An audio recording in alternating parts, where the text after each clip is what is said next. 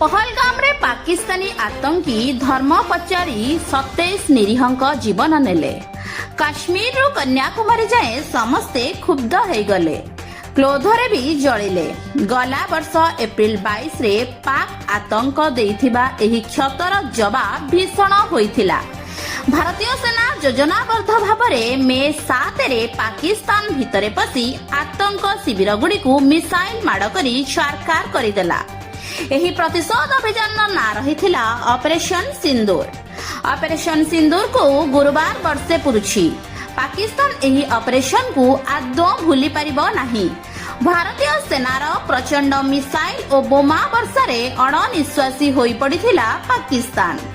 साहस जुटाई पालटा आक्रमण कला सत, किंतु द्वितीय दफारे ऑपरेशन सिंदूर आहुरी भयंकर रूप नेइथिला।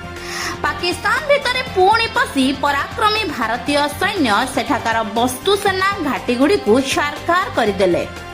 शेषरे नेहुरा होई युद्ध विरति कराइथिला पाकिस्तान।